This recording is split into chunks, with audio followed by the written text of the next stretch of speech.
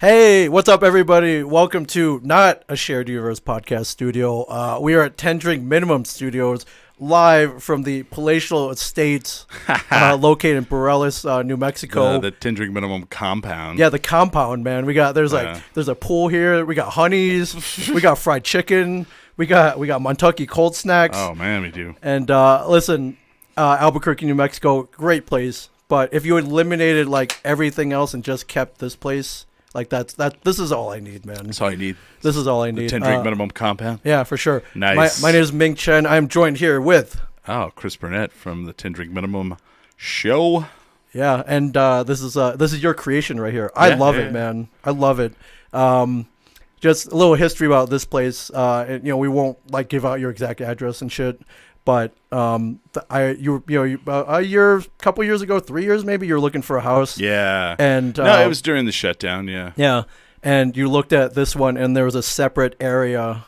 Yeah. Like a separate room, and you were like, dude, immediately. So, did you immediately see podcast studio? Here's the deal. Okay. When I first was looking for my home. Yes. I went, like 5 years ago. Yeah. I was talking to one of my friends who's a drummer in a lot of local bands. Okay. And he's a realtor, as most, artists are. And he was like, "You ever going to buy a house?" I said, "Yeah, but if I do, you're going to be my realtor." Yeah. And he's part of the music scene, so he's like aware of, places in Albuquerque you don't want to live. Okay. Yeah. And so whenever it came time, I was actually going to buy a house. He knew what I needed. He knew about the show. He knew about the podcast. Yeah. And this was the first day, like we went to look at houses. He was like, "All right, we're going to just dip our toe in today. We're not buying a house today."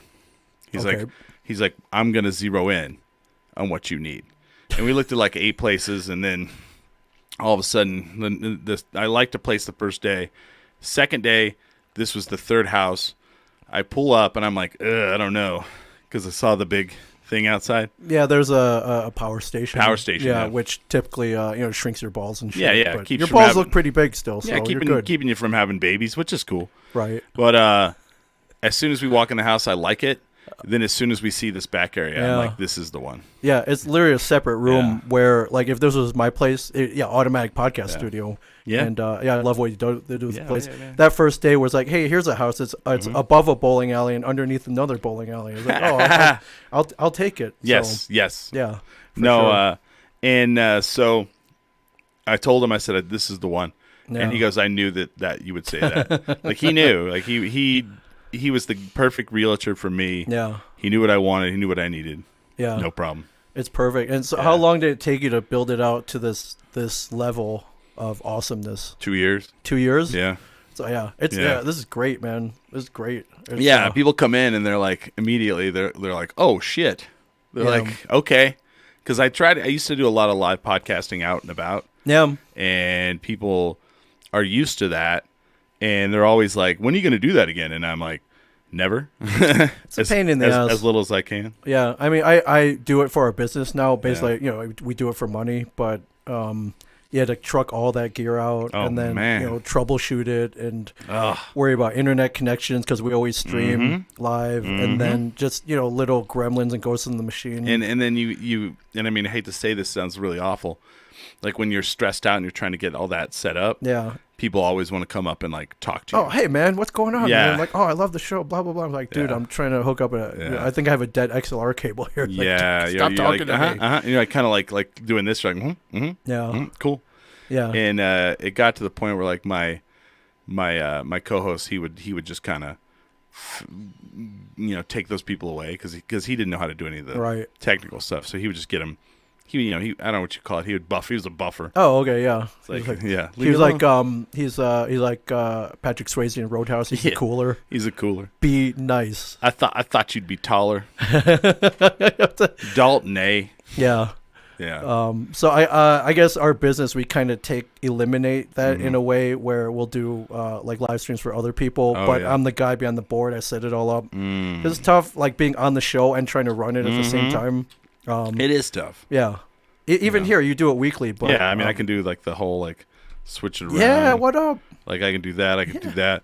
But like, you were like, no, let's just do the You know, the I like seeing the studio. I mean, you work so hard at this, and well, it's weird too. Everybody's like, who produces it? I'm like, I do. Yeah. So like while you're hosting, I'm like, yeah, I can do this. I'm a podcaster, man. Yeah, but I wanted the wide shot because you see this sweet I got you. The signed photo of Sean Kanan from Karate Kid 3. Yeah. Mike Barnes, the bad boy karate. Yeah. Big shout out to him. Yeah. Pick up his book, Way of the Cobra. I have it somewhere. I have it too. Have you read it? No. Oh. So I remember we both bought copies, and then I asked him to sign mine, but I was kind of vague in like what I wanted him to make it out to, and I kind of screwed it up. Oh. And I had him cross it out, and I had him sign it to me, and he feigned madness, or maybe he didn't feign it. Maybe he was really mad. He's like, "See, this is why you need this book." I like this right here. What's your favorite alcohol drink? Oh, well. Do you mean like Chris Hewitt? Do you mean liquor, or do you mean beer? Because beer, it's the Montucky Cold Snack that he's holding right there. Yes. But if it's liquor, and we have a can of the seltzer right now, we have the Malort seltzer with us right now. Yeah, you guys know how much I love Malort. Like, this guy might love it even more. There's your Malort bottle, right? Yeah, can we? And then there's my Malort. Let me see if I can. You got a tattoo. I'm wearing a sweatshirt that you made. There's my Malort tattoo on my arm. That you made special for us. Yeah, we're But it was weird. We discovered we were like Malort brothers, but not inconsequentially. We're a Malort family. Yes. So no. Yeah, I'm wondering if if there's some way to do like a Malort blood brother like kind of thing. Oh wow! We cut our hands open, then pour Malort on it, then spit in our hands, and then we shake. And that's how we died. And then because Malort poisoning, Malort blood poisoning. He got Malort poisoning like you do, you know. I'd be I would go out that way. Yeah. Like, how do you die? Malort killed him. Someone says Malort. I prefer marijuana. Okay. Well, we have a lot of that here too. Yeah. John Aristotle, you guys see any balloons hovering over 10 Drink Studios? Have you seen anything? There were balloons, actually. I know what you're talking about. You're talking about the Chinese balloon. But actually, there were hot air balloons 3 days ago. Oh. In the air. So if everybody, like if you know about Albuquerque and you know about the balloon fiesta, balloons actually fly anytime it's cold almost. Yeah. Like if it's not too cold, like if it's not freezing, right, but it's in like the 40s or the 50s, you'll see balloons almost. Wow. Yeah. And I think you've discussed this on your show, 10 Drink Minimum. Everybody listen and subscribe. So it's one of my favorite podcasts. Smash that like and subscribe. Yes. 16 years running, over 700 episodes. Oh, yeah. And the best podcast in Albuquerque, bar none. Oh, man. Thank you. I think you described it because I think you did a segment. You were like, hey, you ever been up in a balloon? I think. Hell no. Yeah, you're like, nope. Hell no. Nope, because you living here, I'm sure are there accidents all the time. Oh, wow. Somebody was at the 50th. That's pretty cool. That was just this last year. Oh, so, wow. Yeah. Gail Dunmeyer from Kentucky, one of my favorite people. Oh, wow. Yeah. It's an interesting thing. Like, Balloon Fiesta is beautiful. Yeah. Balloon fiestas, like Albuquerqueans or Barqueños, as we like to say. Yes. We have a dual thought of Balloon Fiesta. Like, we enjoy the beauty of it. Yes. We enjoy the culture of it. Okay. And then we hate everything else about it. So I think you go, though, right? You will go? You don't go? No. Okay. Because literally our population is just under 1 million. Yes. And when the Balloon Fiesta happens, it doubles. So to almost 2 million. To 2 million. Okay. And we don't have the infrastructure for it. No, you don't have infrastructure for 1 million people. Right. And so, we enjoy the money that comes in. Yes. But like literally for like 10 days, you don't go out to eat because you can't get in anywhere. Yeah. And you stay off the freeway because you might get in a wreck someone's in a wreck. Right. Because people get out on the freeway and they're from a rural area and they drive slow. It's just this dual-edged thing. But then the cooler things are, you might walk out of your house and a balloon is like almost about to land on your house. Right. I've actually had it happen. They didn't land on my house, but they were like... You could wave at them and they could see you? I talked to them. I was like, hi. And they were like, hey, how's it going? Don't you have like power lines? Like here? That's the other part of it. Okay. So about every other year, maybe once every like couple of years, one of them hits power lines and it kills somebody. Okay. Yeah. Not good. So that's why I'm like, people are going to go up in a hot air balloon? Nope. All right. Yeah. So people like even Billy was like my co-host. Yeah. He's like, well, they can steer it. I was like, no, they can. No, isn't the wind? They can go up or down. Yes. And then they try to catch the wind, but they all have a chase team because they can't steer. Yeah. So at some point they're going to go, like, they'll crash in the river. Yeah. They'll crash into businesses, and but I mean that's part of it. It's like it's Right. That's yeah. That's if you can't stand the heat, Yeah. get out of the kitchen. I don't have a balloon crash insurance for my roof, but Right. they probably won't let you. Yeah. All right. I mean, I've thought about coming out for the fiesta. Then if they're like, hey, you want to go up $50, like I would consider it. It's the most photographed event in the world. Really? Yeah. Wow. Canon comes out. They're a sponsor. Yeah. They come out and they bring all of their newest gear. Oh yeah. And okay. you can go down and I think give them a credit card. Yeah. And they'll let you rent it or just have it for free for a day. Yeah. To just try it out, because so many photographers come in. That's awesome. Yeah. Yeah, I think maybe I'll take that off the list. She's like, I was a crew and I went up for free. Oh. You put your life on the line. I know you survived, Gail. Yeah, you survived. Every day from this day forward is a gift. Yeah. That's a quote we're always quoting from Terminator. Yeah. Or Terminator 2, but when we met Mike Barnes and he let us live. Yeah, right. Every day from this day was a gift. Forward is a gift. So I think a lot of people are like, why the hell are you in Albuquerque? And I didn't really tell anybody. I didn't even know if I was allowed to say, but but I don't. I'm promoting now. I am. Oh. So normally I'm here for the Albuquerque Comic-Con and didn't get invited back this year. Just not because I screwed up last year, but they wanted some new blood. And I was like, oh man, I love you guys.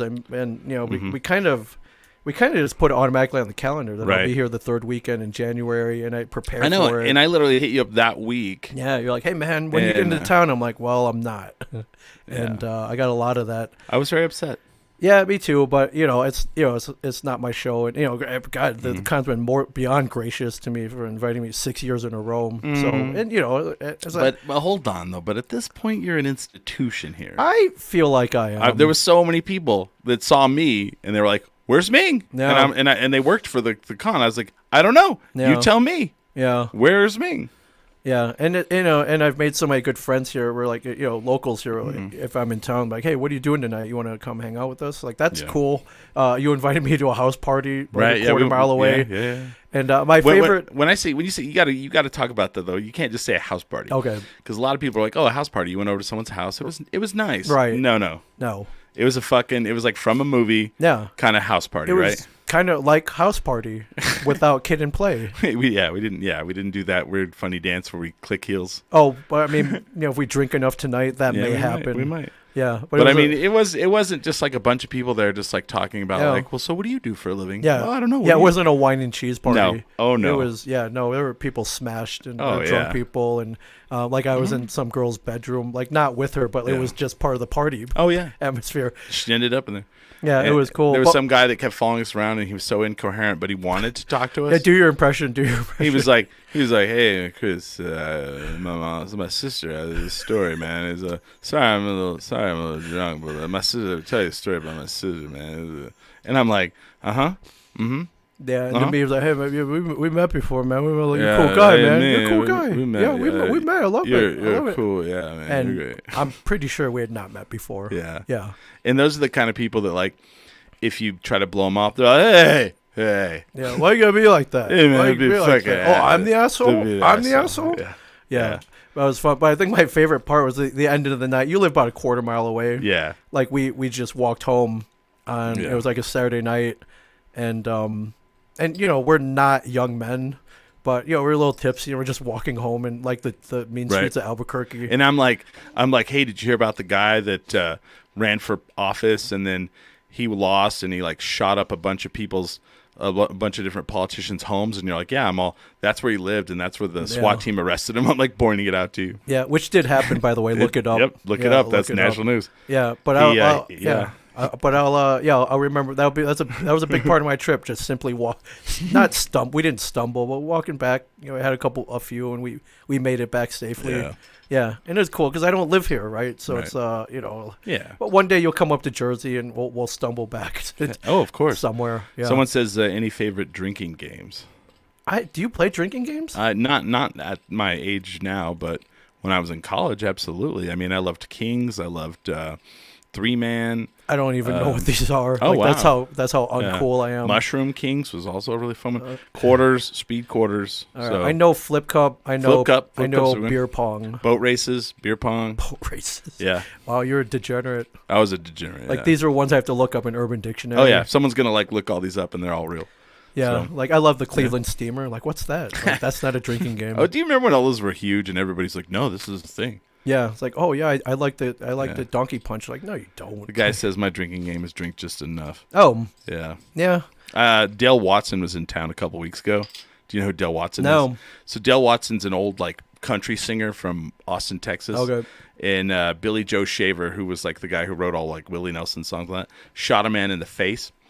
And Billy Joe and Dale Watson wrote a song about it, and it's like, where do you want it? But he's like sponsored by Lone Star Beer. Oh, so when he comes into town to play, they have to have Lone Star Beer for him. And he'll do like old country trivia, and he's like, you know what you win? A Lone Star Beer, and he hands it out. Oh. A Lone Star Beer. Who wrote this in 1972? Yeah. Merle Haggard. And all right. Watch, I'll show you Dale Watson, and as soon as you see Dale Watson, you're gonna go, oh, yep, old country singer. Okay, who like. Wow. Like that, there's nothing else he could be. Nothing else he could be. No. Yeah. Wow. Yep. Yeah, that's him. Sponsored by Lone Star Beer. Yeah. So anyways, I'm in town because today I shot a scene in a movie being filmed here. Mm-hmm. Somehow I got cast in a movie.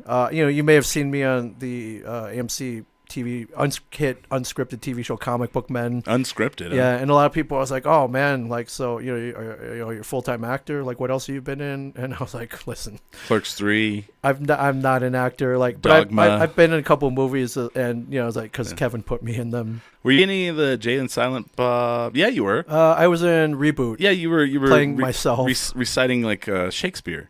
Right? I mean, it was a sonnet about the cancellation of Comic Book Men. Is that what it was? Lamenting it, yeah. But if you watch the scene, we're playing ourselves as the Comic Book Men, so not a stretch. No.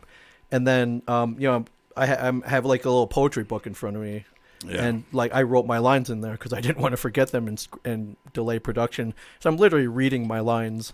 But I remember in that scene, Diedrich Bader from Drew Carey's show. From whose line is it anyways? From the previous Jay and Silent Bob Strike Back movie. I love the line where he's all, I'm the pie fucker. And he's all, well, tonight you'll be the pie. Yeah. I love that line. He plays the same character chasing Jay and Silent Bob around. But I remember after we shot our scenes, he came up to me. He's like, hey, man, you did a really great job. I thought you did really great. And I was like, I didn't want to tell him that I was playing myself because he didn't know. I don't think he's seen Comic Book Men. You should have went like, it took me a little while to feel what the character of Ming Chen was. Yeah, I found my motivation at the last second. Who is Ming Chen? Yeah. Yeah. Yeah, it was funny. And, Andrew Starr, Salma Hayek dancing for Ming Chen in the strip club in Dogma. Yeah. Mm-hmm. Yeah. Oh, yeah. Yeah, pretty awesome. Awesome. Yeah. Yeah. I mean, that's something you could always say. Yeah. Yeah. And that kind of came to light about this time last year because if you watch the Oscars, Chris Rock got slapped by Will Smith. Oh, yeah. And afterwards, all my friends were like, wait, weren't you in a movie with Chris Rock? I was like, oh, yeah, as in the Dogma strip club scene. That's right. Chris Rock is there. How was he? Was he cool? Super cool. Yeah, he was awesome. He was joking around. He was like he wasn't a diva and shit. Like, that's badass. Yeah, he was really, it was pretty cool. You always hope that. Yeah. Yeah. Oh, yeah, for sure. But our friend, a mutual friend, Alejandro Montoya Marin. Total diva. I'm just kidding. Big time diva. Big time diva. Just kidding. He's a filmmaker. Yeah. She does a lot of stuff in Albuquerque. If you go onto YouTube, Hulu, or like whatever, he's got a movie out right now called Millennium Bugs. Yeah. Which is streaming. And then The Wrong Guy? The Wrong Guy you can watch for free on YouTube. It's a really great short. It played at the Smodcastle Film Festival. It got selected, and which was no small feat, by the way. Yeah. And he was on Rebel Without a Crew. Yeah, it was Rebel Without a Crew. If you don't know what that is, it was Robert Rodriguez's show on El Rey Network. I don't know why I don't know that. I live down the street from the El Rey Theater. But on the El Rey Network, and it was basically not a competition. It was like an unscripted show where they had a bunch of directors film a movie with $7,000 in 2 weeks, just like he did with El Mariachi. Yeah. So, yeah, that's cool. Alejandro's on that, and he easily is the star of it. Oh yeah. Yeah. Yeah. It was cool. As I had met him virtually during COVID, and we had kind of tossed some ideas around. You guys ended up in the same cam room. Yes, on accident. we did. Yeah, you chat rouletted and check out our OnlyFans account. But I met him in person when he came up for the Smodcastle Film Festival, and so we hung out. We went to the local bar. We took photos. We basically hung out all night. And at the near the end of the night, he was like, "Hey man, so I'm shooting this movie, feature length, and I kind of have this part of an Asian mob boss. Would you be interested? I'm shooting in Albuquerque." And once he said Albuquerque, I was like, "Dude, I'm in." You didn't hear any other words. You were like, "Yes, yes." You had me at Albuquerque. Ah. And he's like, yeah, we're going to be shooting in early February. I'll keep you updated. Dreams of the frontier were just dancing in your head. You're Yeah. Like, oh. Yeah, and lo and behold, I guess maybe a month ago he sent me a script, and he sent me links to his other work, and he's like, hey, check these out. Here's a script. Like you'll be coming in on page 28. Okay. And I read it, and I was like, dude, this is awesome. Like Wow. this is.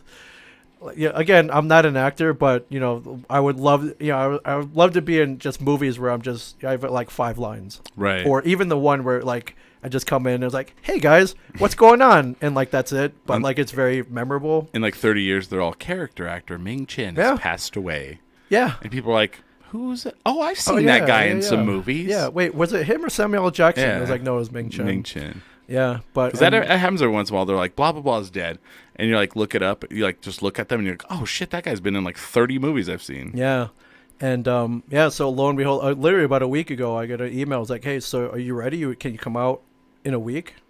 And I was like, yeah. But I remember the first person I told, not my wife, not my children, not Kevin Smith. I texted you. I was like, hey man, are you around next week? Because I'm coming down. Oh and, yeah. I was like, you need me to pick you up at the airport? Yeah, really, really excited. But definitely check out Millennium Bugs. You've seen it. Mm-hmm. I've seen it. It's great. Yeah. What I love takes about place in the 90s. Yeah. Yeah. It's 3 days before the Y2K right. bug. Shot almost entirely in Albuquerque. I could tell you where I was the night. Where were you? Because so can I. 1999. Where were you on Y2K? Were you in a bunker? Close. Were you in that bunker from Gleaming the Cube? I mean, that Yabo's bunker. Yes, that's a pull, man. If anybody else gets that out there, I'll be very happy. Absolutely, where he has that little ramp in there. He's yeah, all shh. So I mean, of course, I was partying. Of course. Well, yeah. So my friend, we lived out on we lived in Portales, New Mexico, where I was going to college, and I lived at my friend's house, and it was kind of out in the country a little bit. Yeah, we were like 1 mile out of town, and I was like. We were like, planes might fall out of the sky, or, everyone seemed to think it was going to be like Armageddon. Yeah. So we were out in the middle of nowhere and having a party. We threw a big party. Yeah. End of the world party, basically. And I remember hitting a guy with a chair. Like WWE? Yeah. That was on fire. What? And you lit a wooden chair on fire? No. A metal chair? Metal chair. You like doused it in lighter fluid, I imagine? Yeah, and you lit it on and fire. then hit him with it. Were you wrestling? Like, this is like some backyard wrestling we shit, would just man. like get drunk and like, hey, let us hit you with a chair. And they'd be like, okay. Or a light bulb. Yeah, I remember hitting a guy in the head with a light bulb one time. Yeah. Yeah. Like a GE light bulb? Those big, long, like, the fluorescent ones. Yeah. Like, okay, it was backyard wrestling. Yeah. Yeah. But I never got hit with them, so... All right, you didn't sever like your artery like David Arquette. No. Oh man, have you watched that movie? I haven't. It's great. It's fantastic. Yeah. Yeah. Holy cow. I guess you guys were like, well, we're gonna die anyways. The crazy thing too is like in that movie, in that instance when he severed his artery, Luke Perry drove him to the airport. Yeah. And then Luke Perry died like 2 months later. Yeah. I was like, shit. Of non-wrestling related injuries. Yeah, you didn't get hit with a chair. No. Wow. Yeah, that's great. And so so like after the clock struck midnight, we were like, yeah, we survived, and you just kept hitting each other with chairs and shit. Pretty much. Wow. Okay. Yeah. My soon-to-be wife and I were at a drive-in movie theater in Dearborn, Michigan. We thought it'd be, it was in the middle of nowhere, Dearborn. Yeah. And we thought it'd be like a good place just in case safe. all hell broke loose. That's where you were gonna live from that point on. Yeah, they had free popcorn. During the apocalypse. There were bathrooms, movies. We could have watched movies if there was electricity, I guess. Was it the drive-in movie theater from Spies Like Us? It was not, no. Oh. Yeah, for some reason, in the middle of Dearborn, Michigan, there's a 9-screen drive-in movie theater. Go to this convenience store and get a Pepsi. Yes. Yeah. Huh? That's where I was. That's the old reference right there. What is that from? Spies Like Us. Oh, duh. Okay, yeah. Yeah. But yeah, what I love about the movie is it's a very very strong male-female platonic relationship where the girl's just constantly busting the guy's balls. Oh, it's a relationship I relate to highly. You've met a lot of my female friends, especially here in at the Albuquerque Comic-Con. Right, just right. come and hang out or they work. Right. And it's like a constant stream of. That's how it's my life basically. Oh, you met my friends. That's all they do. Yeah, exactly. And I kind of like that relationship. Like Hawkeye and Black Widow is very much like that. And Aliens are Vasquez and Drake, very much like that. Okay. Yeah, for sure. I just for whatever reason, I like seeing that kind of relationship played out on screen. So you like the movie? Yeah, he nailed it, man. He nailed it. So and yeah, of course I'm plugging him because he put me in a freaking movie, man. But yeah, but like even in Kevin's movies, like sometimes I'll get some hate. It's like, yeah, you're in a movie because you're friends with Kevin Smith. Yeah, I'm like, yeah, so what? So you're not. 95% of the world works because of someone you know, man. That's nepotism. Yeah, is you're a nepo baby? Is that what it is? No, my parents are not. Are not famous at all. And so what if you Kevin Smith's not your dad? Yeah. So what if you are? I feel like if you were you're like Billy Joel's kid or whatever or whoever they're railing at, or Liv Tyler or whatever. Of course you're gonna go into the business. Yeah. Like I would expect you to go into the business. It like how come like Ken Griffey Jr. doesn't get any hate or like Prince Fielder? Yeah. Or like any of those guys. Well, like of course they're gonna be good baseball players. Their parents were stars. They got to hang out in the clubhouse. Like of course you want to be a baseball LeBron player. Jr. Bronny. Yeah, Bronny. Yeah, Bronny. Of course. Yeah. Everybody automatically assumes he's gonna play in the NBA, right? No.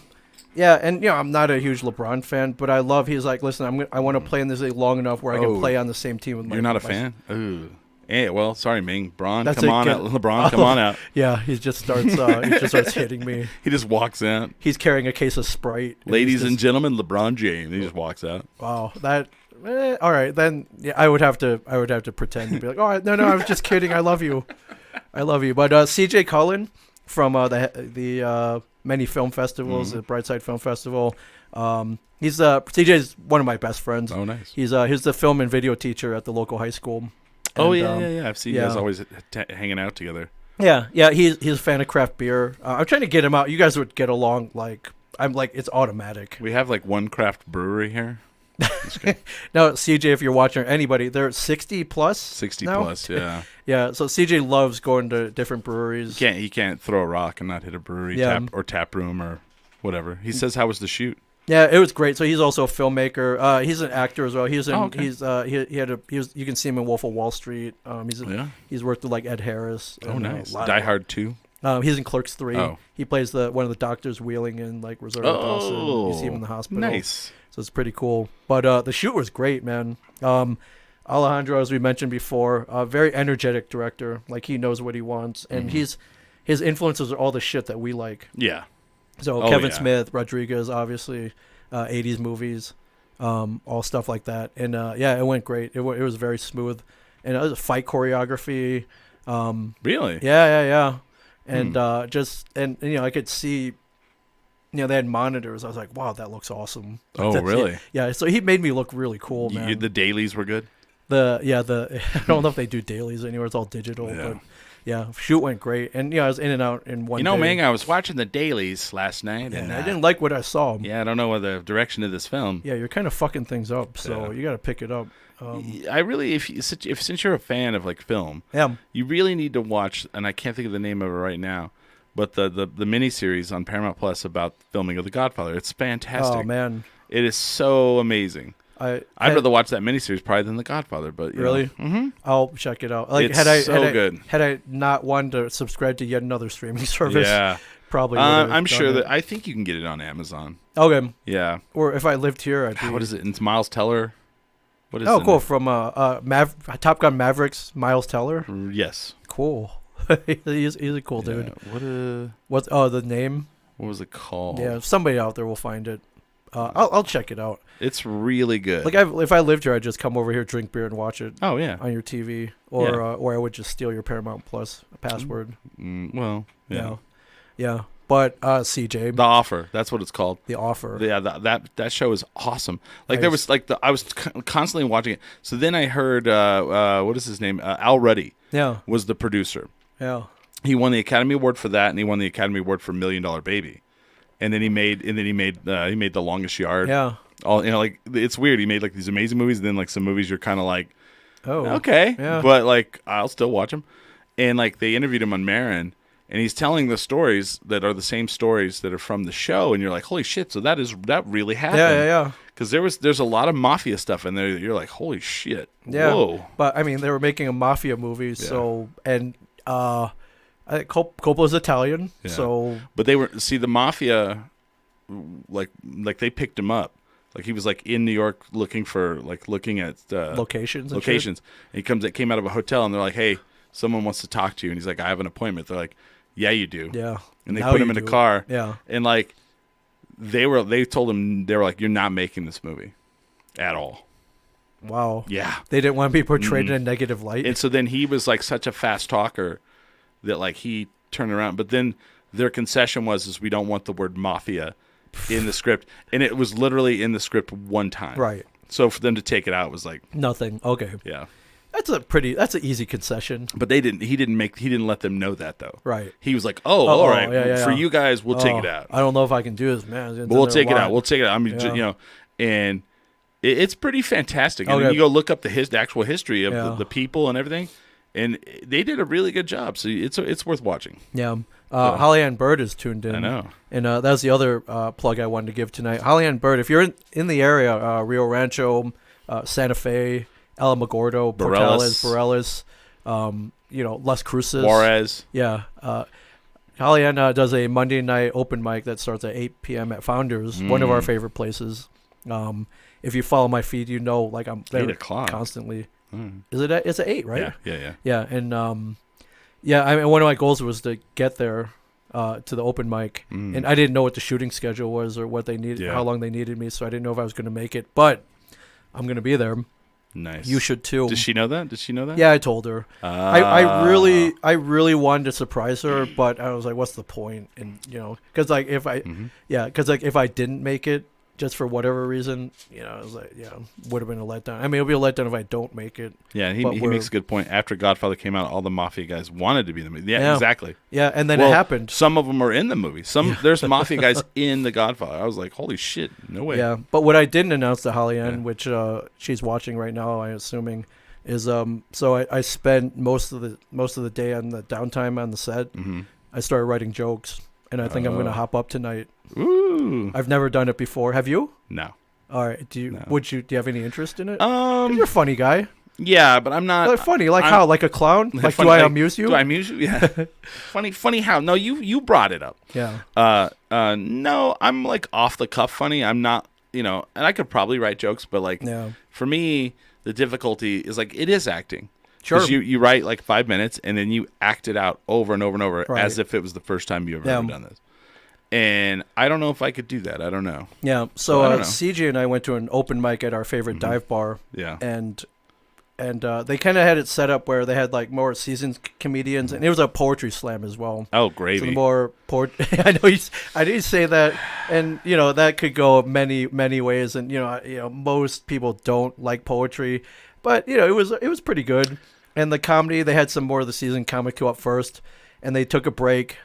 And then, hey, there he is, Alejandro. Hey, what's up? We were just saying great things about you. Yeah, we were. I mean, it was pretty. We gave you a lot of plugs, man, because we love you, man.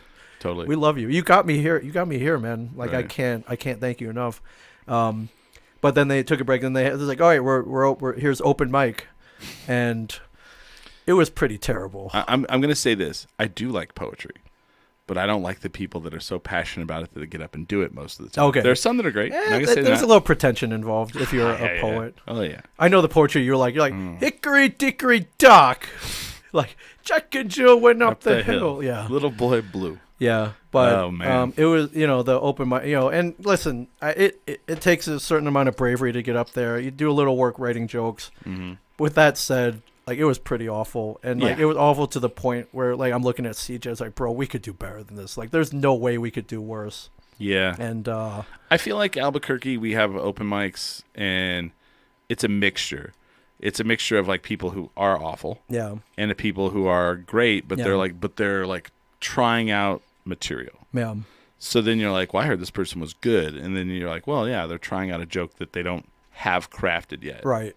So yeah, and what your open mics are. You try material. Sometimes they work, sometimes they don't. And if they don't, no big deal. It's an open mic. Because we just recently got a comedy club. So Dry Heat Comedy.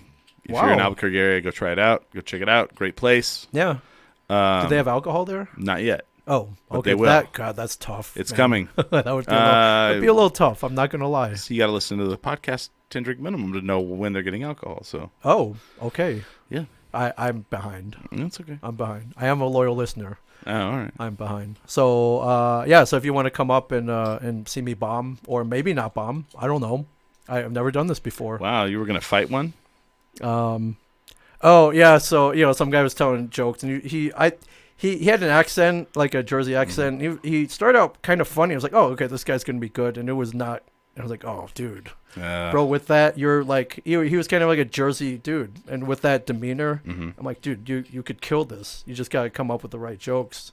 You not have the right jokes. But yeah, that's why he's in an open mic. Yeah, but he made a joke about like small dicks or something. And like, he's like, is this the French fry guy? No, that was a different guy. And he made a joke about, how his dick was so small. Like, he had to jerk it off with a set of chopsticks. And immediately I was like, whoa, whoa, whoa, whoa, whoa. I was joking around, but I was like, oh, they're the only Asian in the room. Like, dude, what the hell? And, I really thought I was serious, though. like, dude, at an open mic, you thought I was serious? Yeah. So. like House of Pain was going to do anything? Yeah. It's like, I know what it's like, man. I grew up here. Yeah, Anaheim. Yeah, but even if I bomb at Founders, like I have a story that I went up at Founders and I bombed. So. See, that is stories and content, man. Yeah, and I'll keep under 5 minutes because there's no worse thing than a comic who's clearly bombing and they try to go past the 5 minute limit or whatever. Jeez, whatever it is. People don't understand how long 5 minutes is. Yeah. Till you're up there doing something like that. Yeah. Then you're like, hey, how long has it been? Yeah. I don't know if I'll fill up a whole 5 minutes, but that gives more time for the real people. Yeah. So yeah. Before we have to go, do you want to try this thing? Oh yes, for sure. We have a Malort seltzer. Ming has never had it. Hold it up, because I always send this to like the Malort people, our friends. Big shout out to Tyrus Yamagiwa and Claire Barkley from CH Distillery. Oh man, which you will meet one day. I have to. It's an almost definite that you will meet them. So wait, describe this before we die. It's Malort, and they made a seltzer out of it. So it's like a White Claw with Malort, basically. Yeah. Man, that's. I don't even know what the alcohol content is on this. Does it matter? 4.75. Okay. So I'm not even gonna pour the whole can. And what evil corporation make this? I thought they did. Didn't No, they? I don't think they did. It says a collaboration with Maria's Packaged Goods and Community Bar. Okay. Jepson's Malort. Oh, okay. Cool. Oh, here we go. Mars Community Brewing Co., Chicago, Illinois. Okay, cool. Those bastards. Bottoms up, everybody. Motherfuckers. To 10 Drink Minimum, to Alejandro, to Holly, and to the great city of Albuquerque. Oh, hell yeah. And Chicago, of course. But oh, God. Wow. So, first impressions? Bad. Okay. It's not great. Mm-hmm. It tastes like if you mix seltzer with Malort, and so it's not as bad though. 'Cause it's watered down. So I feel like, but I mean, like, I could finish it. I could drink this. The worst part is like the first part is like seltzery, and you're like, ooh, that's good, and then it just punches you in the mouth. Yeah. Alejandro Montoya Moran, I am in. I'll go to Jersey. So this Moscow Film Fest, first year they did it, and I think I mentioned before, they were very selective, and the reason was because when Kevin Smith says he's throwing a film festival, automatically like 1,000 entries come in. Really? And for a normal first-year film festival, like maybe you'll get on a good day 200 entries, maybe 100 to 200 entries. Yeah. Like they got over 1,000, and they didn't have enough time slots to fill up the. So this is how selective they were. Brian O'Halloran from Clerks, Dante from Clerks, was in one of the shorts, and they rejected it. And it wasn't because of him. I think the short just wasn't. They're like, this is not good. But I'm like, dude, Dante, like you don't accept a short from Dante. Like would be the worst. Would be the worst is like they reject it, but they still put him on the poster. I'm just kidding. Yeah, right. They'd be fucked up. Yeah, for sure. But everybody's I mean, like, Dante, they're definitely gonna do it again. Yeah. thinking Alejandro probably gets a film in because he's a badass filmmaker. Really? We'll or see. short. Well, you're in one, so we'll see if you get rejected this time. Yeah, we'll see. Pressure's on. Yeah, I've been toying around about shooting one though. I What's just have that? to. Oh, a write short? It. Yeah, because like we and CJ's a filmmaker. Like I know a lot of filmmakers, so I'd have kind of mentors and people who've done this before. But here's much like podcasting, we have the gear, we have cameras, we have audio equipment, we have talent. We could some local actors, and we have locations. I like how you're like, I know some filmmakers, and literally Kevin Smith. Yeah, I mean I don't think he would get involved per se. No, but, I know. Yeah. But like we have all the elements there to make a pretty decent short, and I was thinking like if I wrote it and perhaps even directed it, like I could probably get into some film festivals just based on that. Like they could be complete garbage, but some fest would be like, oh, Ming Chen from Comic Man. Alejandro. I do know Alejandro. Yeah, for sure. John Kaler. Is it Kaler? Yes, Kaler. Yeah, can help any way we can. Yeah. But I saw his setup though. It was at the same time inspiring, but also intimidating because like they had red cameras. You call them and you're like, I need you guys up here for this, and they walk in and it's just porn film you're filming. That counts, right? Yeah. I think it counts. Sure. Yeah. But before we get dinner, we're bringing it back from the golden age. Yeah.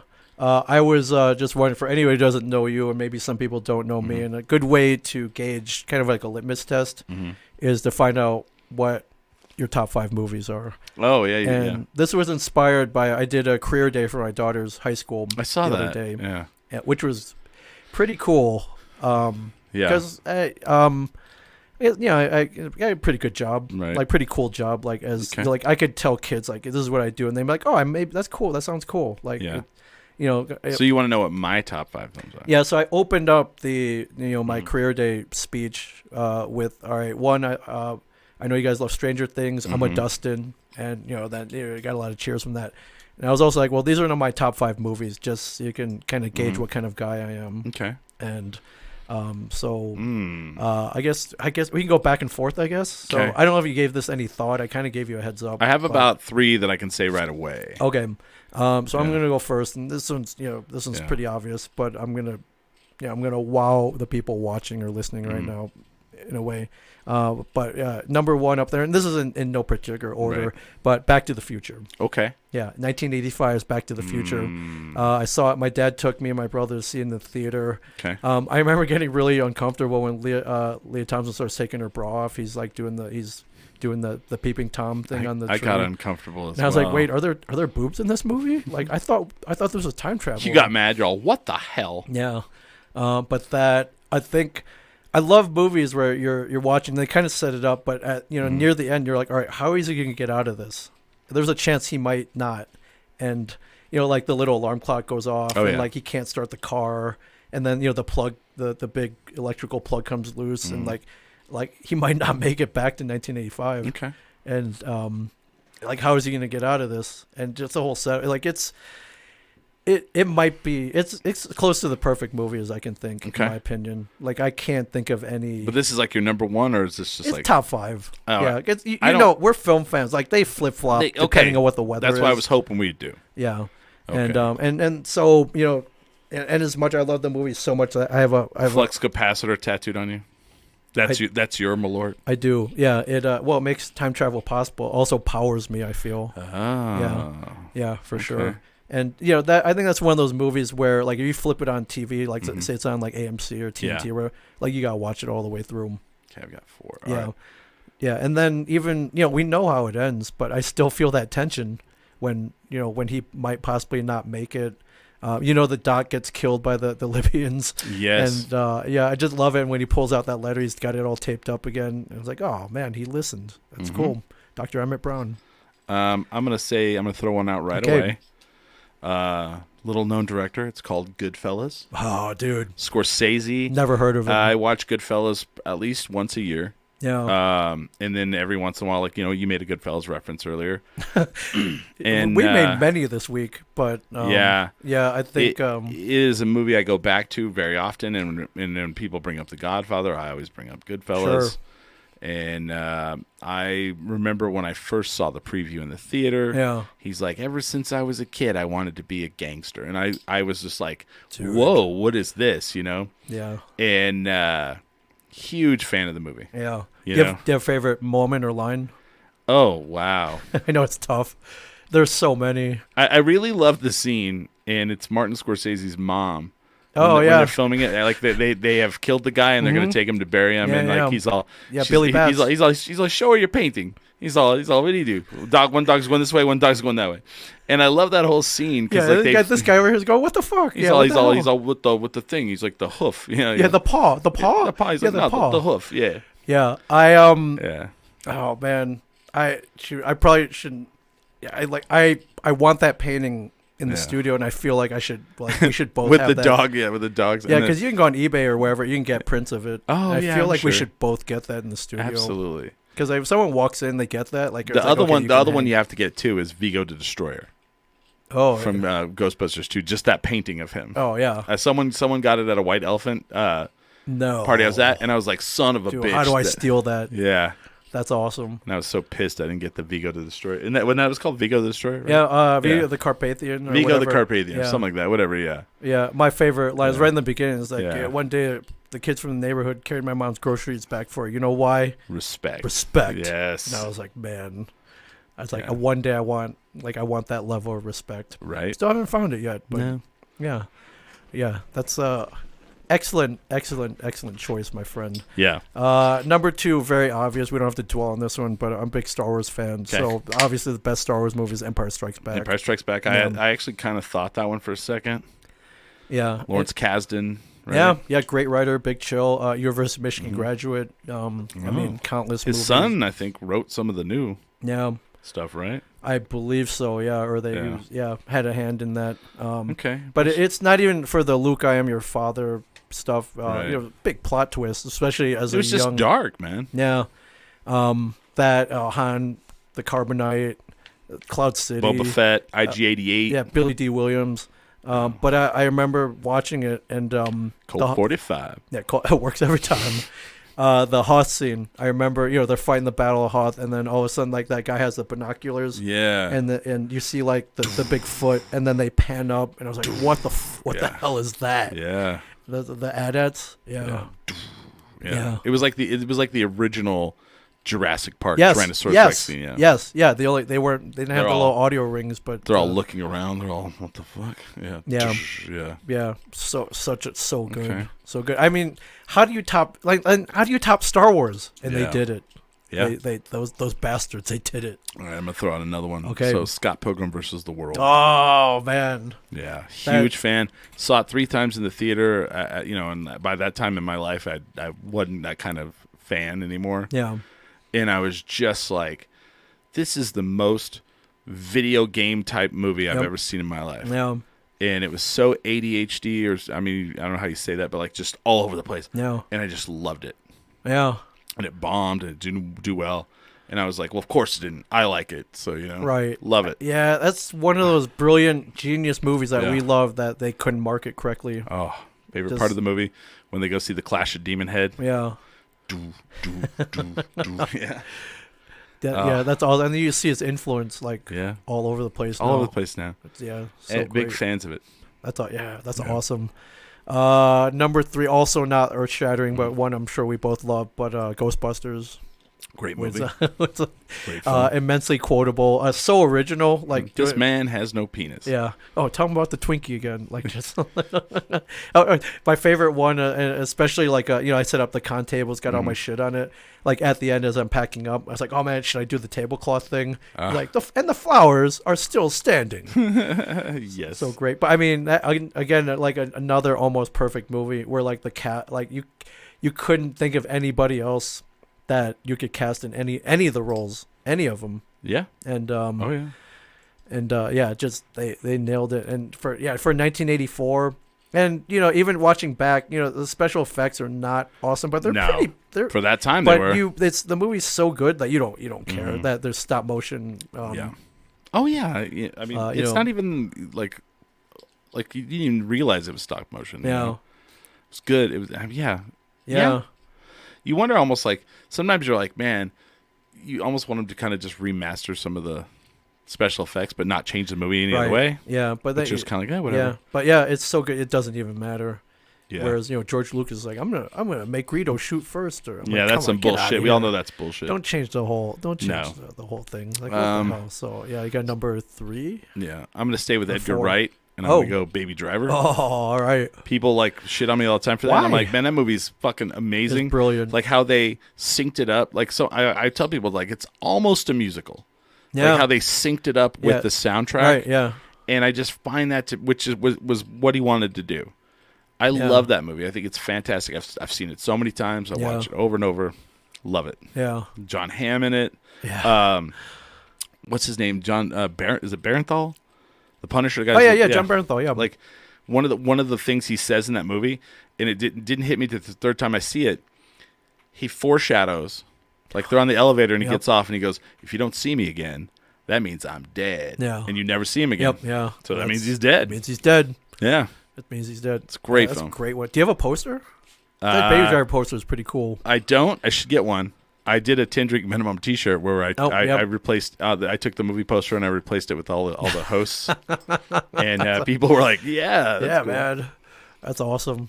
Yeah. Number 4 came out in 1986, I believe. Highlander. Oh. Christopher Lambert, Clancy Brown. The Fabulous Freebirds are wrestling the Tonga Kid. And? Oh, I want to say Dynamite Kid, the Dynamite Kid, but I know that's not right. I think you're close. The Tonga. Yeah, it's Tonga Tom, who I've interviewed. I've seen the Highlander 100 times. Yeah. Easy. Yeah. Here we are. Born to be kings. Yeah, someone just did that. Here we are in this universe. There can be only one Highlander. Yeah, again, like super original script. Oh, yeah. I don't know if you ever read the story about that. I think No.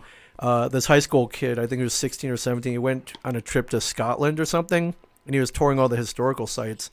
And he just came up with this weird idea about, what if like there were guys who just lived from back then. Yeah. They couldn't die, and they had this thing called the Gathering where they were just they battled to the last. Okay. And the original script, the final battle was at, I think, the Jefferson Memorial. Okay. Like, I think the movie actually took place in D.C., and the final battle was at the memorial. Because, like, a historical site, I guess it kind of tied in. Mm-hmm. And they're like, nah, once it went through the Hollywood system, and they're like, oh, we're going to make this, like, it's like, we're going to set it in New York. It's going to be a much bigger canvas. Okay. I was like, whoa, that's cool. Yeah. But, I thought for 86, like, kind of... Is it Clancy Brown? Oh, yeah. Yeah. Is the villain? Yeah. Yeah, I see. My cut has improved your voice. Like it's like yes, I know who he is. Yes. Yeah, just that final battle at the Silver Cup Studios, like with all the sparks and shit in that warehouse. But also, I think as subject matter, I think just a sword movie, no guns. Yeah. No explosions, really. Just like guys swinging swords. And then around. you're like, how can they make a sequel to this? And they did, and oh probably shouldn't have. But, oh my god! I remember I made my dad take me and my brother. The Quickening.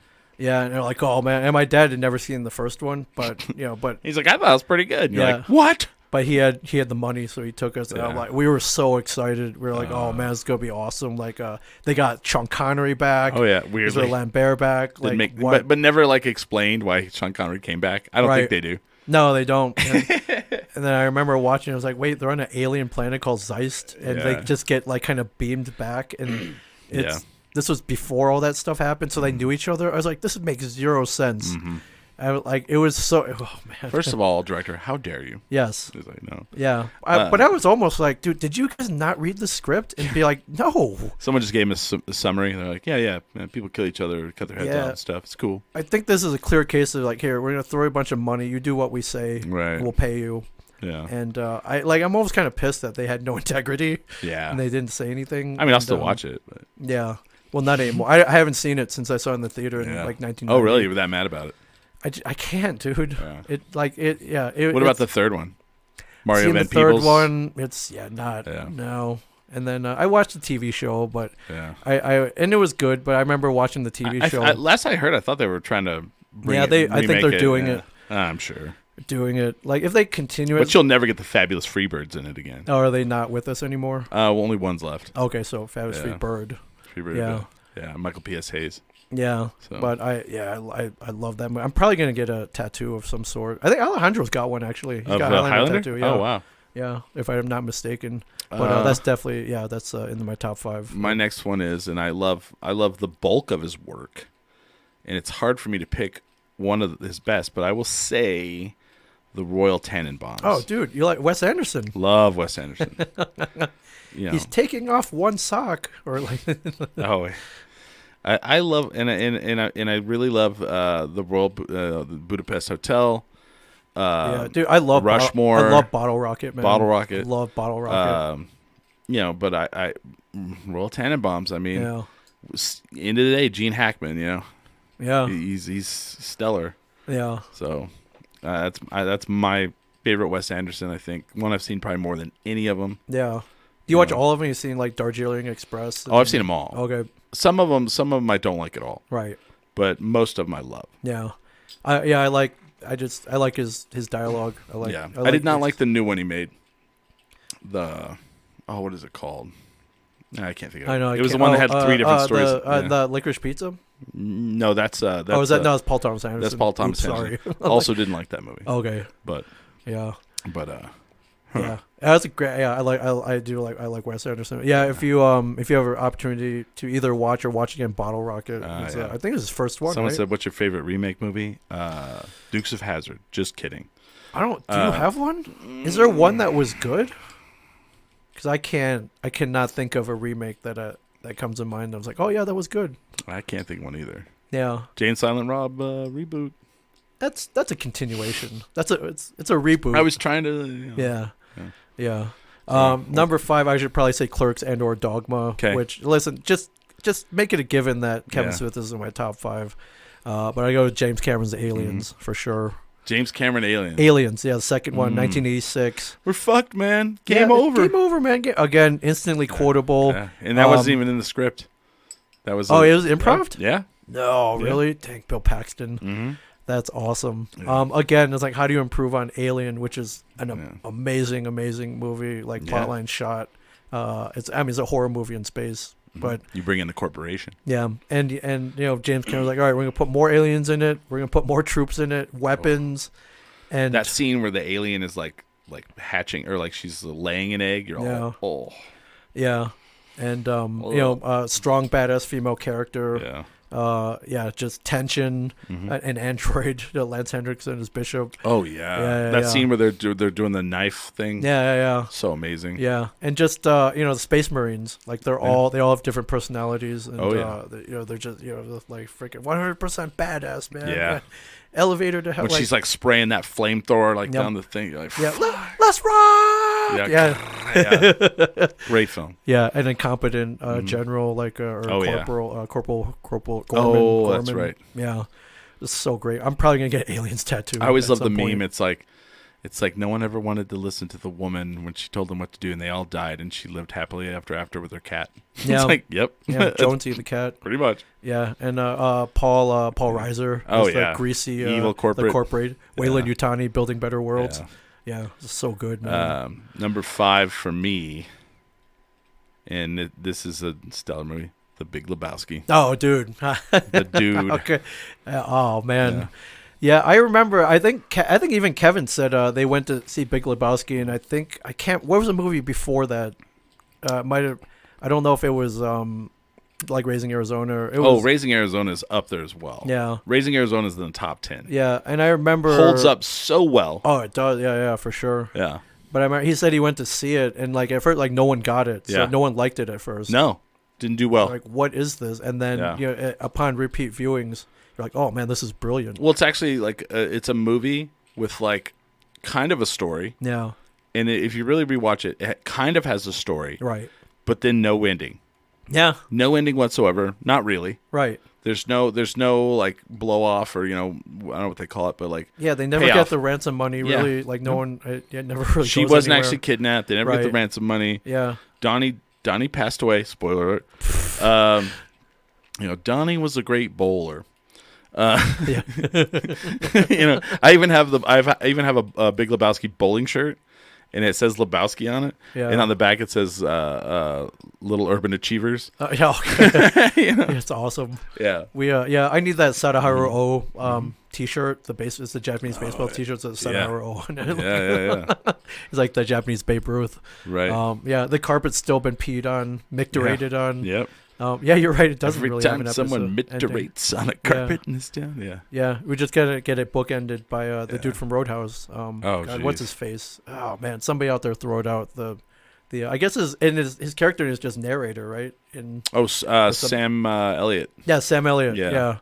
Yeah, so the good. Double douche. Yeah, they I remember that the bowling alley that they shot it at. It's not there anymore. It's called the Hollywood Star Lanes. Is that right? Oh. And when I lived in LA, That's sad. I remember my friend called me at midnight. He's like, "Hey, you want to go bowling?" It was like a Sunday night. Oh. I think we'd both just gotten laid off too. Oh. So we were like, "Yeah, I'll go bowling. It's Sunday at midnight. I ain't doing nothing." We went over to the Hollywood Star Lanes, and wow, we were bowling. I remember looking over, and like 2 lanes over, I was like, "Wait, I think I know that guy." And it was Vince Vaughn with a bunch of hot chicks bowling. So I remember who's that 6'8" guy over there? Yeah, cracking jokes and being kind of obnoxious. Excuse me, miss, is this where the high school girls hang out? Yeah. And I was going to return my bowling shoes, and I wanted to meet him, talk to him. I was like, I'm not gonna bother him, but he looked over at me. He was like, "Hey man, what's up?" I was like, "Oh, hey, what's going on?" So I returned my shoes, and I came back, and at that week, I bought the special edition of the Maid DVD. And so I was like, "Hey man, I just bought the Maid DVD. Like, I thought it was great. The audio commentary, brilliant. He's like, "Oh man, you liked it?" It's like, "Thanks, man." That's cool. Yeah, it was pretty cool. That was like really before he was big. Yeah. Yeah. I talked to some of Kevin Smith's friends. Like these, I guess I used to kind of hang out with them or run or just been at the same thing. And they're like, "Yeah, we don't really like him." I'm like, "Why? Why not?" And like, his character in Swingers, like that's him in real life. I've heard that. I was like, okay, that's a reason, I guess. Yeah. So yeah, but he was nice to me, so I got nothing but good things to say about Vince Vaughn. That's how I feel about it. Like people are always like, blah blah blah, it's such and such. I'm like, you know what? They were always nice to me. So. Yeah. But solid top 5s, my friend. Like no one could poke holes in that. I don't think so. Yeah. I mean, they can, but it's fine. They can and they will because we're film geeks. It's everybody's opinion. You know? It is, yeah. Yeah. Yeah. So, everyone's got one. Yeah. Yeah. This is fun, man. Yeah. Yeah. I know it's a kind of a cliche podcast topic at this Why point. Not? But I don't ask me if I care. Yeah. It's fun times. Yeah. I do not care. So next time I come out, we'll like do top 5 like 70s bands and shit. Okay. Or I could do that all day. I know you can. 60s, 70s, 80s, 90s. Yeah. And then you get into the 2000s, and I'm like, yeah. Then it gets kind of hairy. But yeah. I'm all puddle of mud, huh? Puddle of mud. All right. Yeah. I forgot. Last night we podcasted. You asked me about Dubai, and I remember they had like this live band playing between panels and stuff. And I remember I was at my table, and this band starts up, and they start playing Nickelback. Oh. And I look at the people around me. I was like, "Motherfucker! I traveled 6,000 miles to get away from these guys. Look at this photograph." And I can't get away from Nickelback. It's like, well, I guess like we can't. There's no escaping. Nickelback is our hell on earth at this point. Yeah, but I literally went halfway around the world, and I cannot to escape Nickelback, and I can't. So no, you never will. Yeah. Done. Yeah. Anyways, Gail Denmark, this is a great podcast. Yeah. Yeah. Thanks, you. Gail. I appreciate that. Yeah. I appreciate you. Yeah. Gail, we love you as well. So, if I'm not mistaken, this is kind of funny before we end. I believe Gail's from Kentucky, and I believe she pulled some strings and she made Mike Zapsik an official Kentucky colonel. Oh, wow. Yeah, and it's not an easy process, but he has the actual, it looks a document, he had it framed, where it's like, Does he have an outfit? He had joked about getting one. Oh, yeah. But it's so funny because he's so proud of that. And I'm like, yeah, but Brian Quinn is also a Kentucky colonel. I mean, that's up there with getting knighted, right? I think so, yeah. It's close, right? Yeah, I mean, getting knighted with 21 secret herbs and spices. Yeah. Yeah, here that's kind of our knighthood. If you get to be an official colonel, do you just get your own Kentucky Fried Chicken? How does that work? No, we even went to the Kentucky Capitol. We did a con near Frankfort, Kentucky, and we went to the Capitol building. Yeah. I'm like, dude, pull some strings, man. What? Do you know the colonel would drive around to the different KFCs, and if they were not doing things right, he would load up the fryer in his Cadillac and take off. I believe it. Yeah. It's called standards, my friend, and That's right. we don't have them anymore in this country. No. Yeah. Have you been to your local Del Taco lately? No. No. No, not. Yeah. Come on. So. Come on. So. Yeah. All right. So we're gonna go get some steaks, like real men. Then 8 p.m. Yeah. Open mic at Founders. Come join us. Yeah. Where I'll probably jump up on stage. Cool. Unless I get scared, but yeah, check out my podcast, 10 Drink Minimum. Yeah, definitely. The website is in the title right there. iTunes, Spotify, Google, Amazon Play, iHeartRadio. Probably Pandora. Like wherever everywhere your podcasts are. Wherever found. your podcasts, or if you prefer to watch them, you go. They're on YouTube as well. You're not going to hear any like stamps.com ads or whatever ads. None of that. I'm sure you would accept them if they sent you a check. Have you had any? I mean, you've had sponsors at local. Have you had any like Casper mattresses or long? Yes. No. The Finnish long drink, one of our favorite beverages of all time. The long drink. Yes. And then half the time I'm like, oop, almost forgot to talk about it. Yeah. Well, you didn't forget, but yeah. Well, don't buy Casper mattress because they didn't give it a shit. I don't want to forget because the fins will break my legs. Yeah. Oh, it's I'll have the lingonberry pancakes. We care about nothing. The nihilist finish. They're gonna cut off my testicles. Yeah. So thanks for watching and listening, everybody. I appreciate it. Thank you for this. Yeah. Just everything. Always welcome. Everything. Thank you for everything. Always welcome in my studio. Everything good in my life. Thank you for it. Aw. So, yeah. You bring all the good in my life. Oh, thank you, man. Thank you. Here I am. It was. Can I reveal something? I probably. Go for it. Probably. Well, well, why not? It's not bad. I was talking to your girlfriend last night. And, it was the first time I met her. And I was telling her like what a great guy you were and like how much I love you. And I think I started crying. Oh. Like I think I welled up a little bit. You can ask her, but I don't know. I don't like to cry in front of women or men for that matter. But I think I welled up a little. Or dogs. It was really not in front of dogs. Yeah, it was really weird. Like, why the hell am I crying? Because we're friends. We're good friends. But it really was like, what is wrong with your eyes? Like I know now why you cry, but it's something I can never do. It was Yes. Yeah, I think I welled up a little bit. Your really face is leaking. Yeah, it's weird. Yeah. So, but yeah. Anyways, now I'm gonna cry. Don't cry. I'm gonna. I'll disown you. I'll cry for Argentina, I guess. Okay, that you can. Oh. Yeah. All right. Thank you guys. We'll see what Madonna says. Thanks, guys. See you soon. 10 Drink Minimum. Listen to it every week. Streams live on Sundays now, 5 to 7 Mountain Time. Yeah. You guys have a good one. Love you, Albuquerque. Later. See you soon.